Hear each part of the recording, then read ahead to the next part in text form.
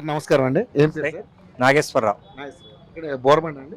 మాది కార్మిక నగర్. కార్మిక నగర్. ఓకే సార్, ఏం లేదు, జిహెచ్ఎంసీ ఎన్నికలు వస్తున్నాయి కాబట్టి ఎలా ఉండబోతుంది? ఎందుకంటే ఇప్పుడు ఆల్రెడీ 3 ప్రధాన పార్టీలు ఉన్నాయి. కాంగ్రెస్ ఉంది, బీఆర్ఎస్ ఉంది, బీజేపీ ఉంది. కవిత గారు కూడా పార్టీ పెట్టారు, పవన్ కళ్యాణ్ తిరుగుతా ఉన్నాడు. ఇట్లా కొన్ని పార్టీలు ఉన్నాయి. టీడీపీ కూడా ఉండే అవకాశం ఉన్నట్టుగా కనబడతా ఉంది.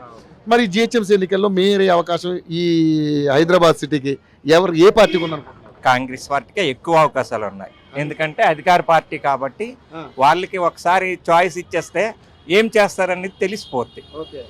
ఇంతకుముందు 2 times టీఆర్ఎస్కి ఇచ్చారు. ఎంత జరిగిందో జరిగింది, జరగలేదనడానికి అయితే లేదు, జరిగింది. వీళ్ళు మేము అంతకు మించి చేస్తామంటున్నారు కదా, వీళ్ళకి ఒక చాయిస్ ఇచ్చేస్తే ఏమిటనేది తెలుస్తుంది. ఇప్పుడు ప్రజలు తెలివైన వాళ్ళు, ఇది వీళ్ళు బాగా చేయలేదు అనుకో నెక్స్ట్ టైంకి వీళ్ళకి అవకాశం అయితే ఉండదు, మార్పు కోరుకుంటారు. కాబట్టి ఈసారి అధికార పార్టీకి అవకాశం ఇస్తే వాళ్ళ నిధులు వాళ్ళు ఖర్చు పెట్టి మేము చేస్తాం అంటున్నారు. కాబట్టి వాళ్ళ తాలూకా సత్తా చూపించడానికి అవకాశం ఉంది. ఒక 3 years ఛాన్స్ ఉంది, చెయ్యొచ్చు. చేయలేదనుకో నెక్స్ట్ అసెంబ్లీ ఎన్నికల్లో వాళ్ళకి అవకాశం మరి ఉండదు. అది మరి ఇప్పుడు జిహెచ్ఎంసీ ఎన్నికలు కాబట్టి సార్, మరి ఇక్కడ మేయర్ అయ్యే అవకాశం కాబట్టి ఇది కూడా అధికార పార్టీకి అవకాశం ఉంటుంది. అధికార పార్టీకే ఎక్కువ అవకాశాలు ఉంటాయి, ఇవ్వడమే మంచిది. అధికార పార్టీ పనులు అయ్యే అవకాశం ఉంటుంది. వీళ్ళు చేస్తారా చేయరు అనేది 2 years లో తెలుస్తుంది. అప్పుడు నెక్స్ట్ అసెంబ్లీ ఎలక్షన్కి ఇది చేయలేదు అనుకోండి, ఆటోమేటిక్గా ఇది అయిపోద్ది. సార్ మరి అధికార పార్టీకి అవకాశం ఇవ్వాలన్నా మరి ఎలా ఉంది సార్? ప్రజాపాలన ఎలా అనిపిస్తుంది మీకు?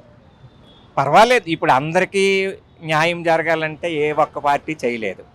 కాబట్టి కొంత మనిషికి న్యాయం జరిగినప్పుడు కొంత మనిషికి అన్యాయం అనేది జరుగుతుంటుంది.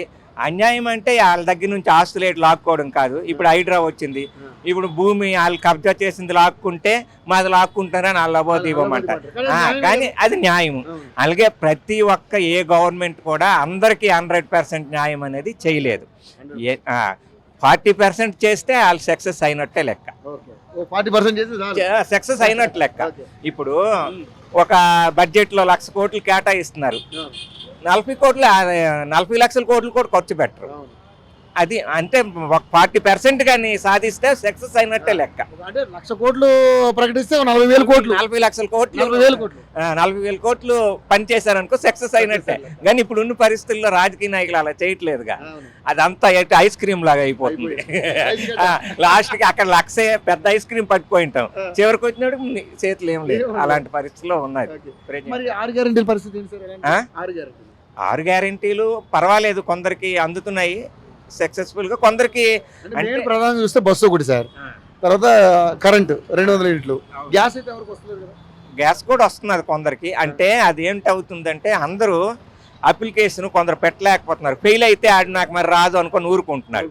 మళ్ళీ అప్లై చేస్తే వస్తుందా రాదనేది చూడాలి మనుషులు కూడా. అదే 6 గ్యారెంటీలు, బస్సు కానీ కరెంట్ కానీ ఏదైనా సరే ఒకసారి నీది ఫెయిల్ అయ్యింది, పరీక్ష ఫెయిల్ అయినప్పుడు మళ్ళీ రాస్తున్నాం కదా, అలాగే ఇది నాకు రాలేదు మళ్ళీ అప్లై చేయాలి. అప్పుడు వస్తుందో రాదో తెలుస్తుంది. మెయిన్ వీళ్ళు ఏంటంటే ఒకసారి ఫెయిల్ అయిపోతే మరి మాకు రాదు, వీళ్ళు మాకెవరు మాది తీసేశారు అనుకుంటున్నారు. అలా అపోహల.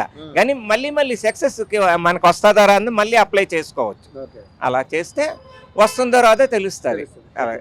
10 ఏళ్ళు బీఆర్ఎస్ చూశారు సార్, మరి ఒక 5 ఏళ్ళు కాంగ్రెస్ కూడా చూస్తున్నారు. బీజేపీకి ఏమైనా ఛాన్స్ ఉంటుందంటారా? బీజేపీకి ఆల్రెడీ ఎన్నో ఛాన్సులు ఇచ్చారు, ఇవ్వలేదని కాదు. అంటే గ్రేటర్లోనే ఇవ్వాలని లేదు.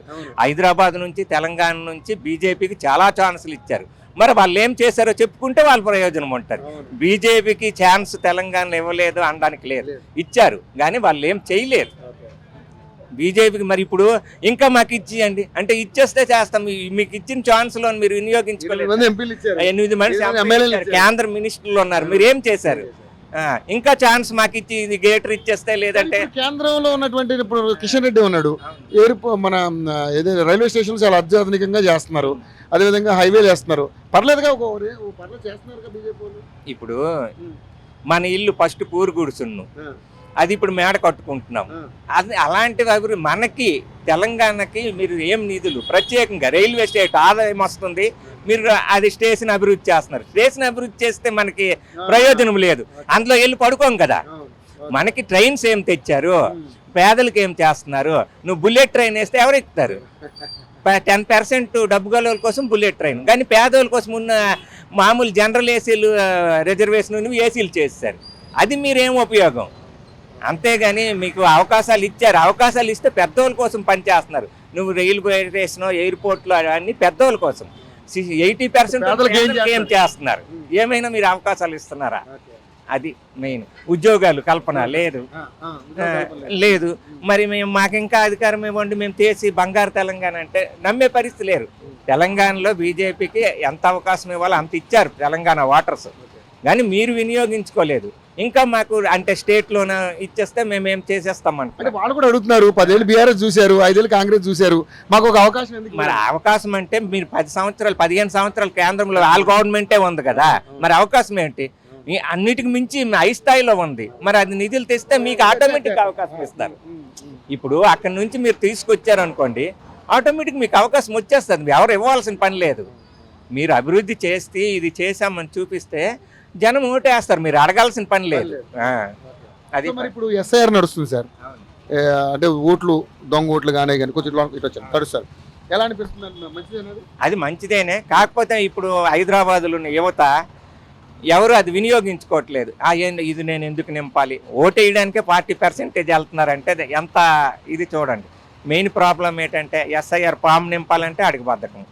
మనకి ఎందుకులే, ఓటు లేకపోతే ఏమైపోయి బద్ధకం. అది తెచ్చుకోవాలంటే ఇప్పుడు ఆల్రెడీ వాళ్ళు పబ్లిసిటీ చేశారు, 2 months అయ్యింది, ఇప్పటికి 40% అయినది అంటే అని అర్థం ఏంటి? పబ్లిక్కి దాని మీద మనకు మంచి జరగాలి, మనం వేయడానికి మాత్రం వెళ్ళకూడదు. జనాలు ముందు ఒక అవగాహన కల్పించాలి. అన్ని వాళ్ళు చేసి ఇచ్చేస్తే వీళ్ళు నేను ఓటేసుకుంటాను, నాకు ఎలాగొందని చూసుకుంటాను. మొత్తం వాళ్ళే చేసి ఇచ్చేయాలని పరిస్థితిలో ఉన్నారు ప్రజెంట్. ఓటర్ మారినంత వరకు ఎవరు ఏం చేయలేరు. ఇప్పుడు మెయిన్ ప్రజెంట్ ఏంటంటే వీడు అవినీతి చేస్తున్నారంటే మనం అవినీతి వాళ్ళకి ఎన్నుకుంటున్నాం. ఇప్పుడు ఆ రోజు ఇచ్చే 2000కో 1000కో ఆశపడి ఓటేస్తున్నామంటే మనకి మరి మంచి అలా చేస్తాడు. అది మరి మంచి అడిగే అర్హత కోల్పోతున్నాం. ఈ డబ్బులు తీసుకొని ఓటేయాలి, మనకు మంచి జరిగిపోవాలంటే ఎలా? సాధ్యపడదుగా. అది పరిస్థితి. థ్యాంక్ యూ సార్, చాలా బాగా మాట్లాడారు.